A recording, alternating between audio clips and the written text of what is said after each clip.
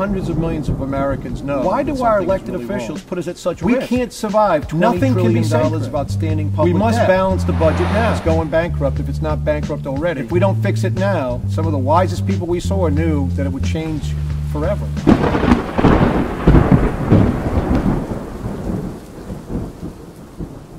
The minimum wage laws for the federal government are all in the news this whole year of 2013.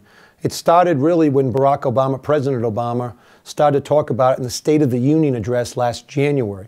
It continued through when Senator Warren was grilling Senator Warren out of Massachusetts was grilling restaurant owners and bringing in her own economist to think that maybe the minimum wage should rise as high as $22.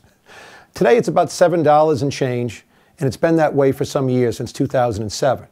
But raising the minimum wage, while a great political issue, if you do a poll, people say, sure, we should raise the minimum wage. But when you talk to them about how badly it hurts, especially small businesses, young Americans, a 16 to 19-year-old kid who's trying to get a job like I did when I was a kid, they're the ones with 20% unemployment because they don't produce $7.25 an hour. And think about the African Americans in the inner cities. Think about the minorities who have a 30% unemployment rate, basically. And they need their first job. We've got to get them into the workforce. We've got to get them to know to show up on time, to do their job when they're there so they can move up. The minimum wage, which was started in 1938, not adjusted for inflation, at 25 cents an hour, was never designed to feed a family of four. It's not a living wage. It's a starting wage. And when we keep raising it above the equilibrium of where the wage is, we produce a surplus of unemployment. Take American Samoa, for example. In 2007, when the last minimum wage came, they were forced to they've had to join the American wage rate. So they went from $3 and change to $7.25.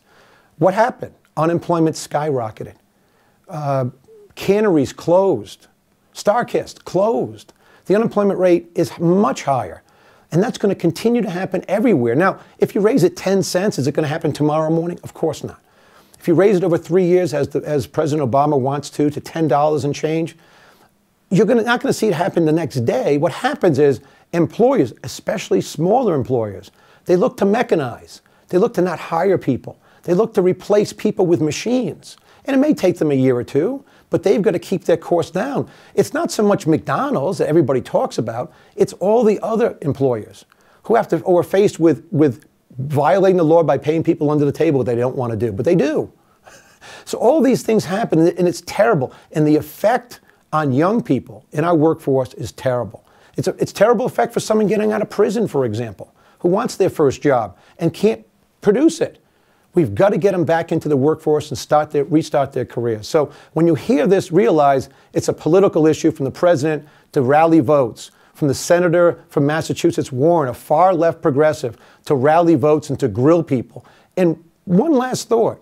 Where do we get off telling employers what wages they can charge? It'd be one thing if we were all in an island somewhere, it was 1890 and we're in a steel town, and there's one employee and a lot of people, and we can't leave. I get that. But we don't live like that anymore in America. We can move, and we don't have these situations. So just keep it where it is. Don't raise it. It'll take care of itself, and let the states decide where it should be as we move toward competitive federalism.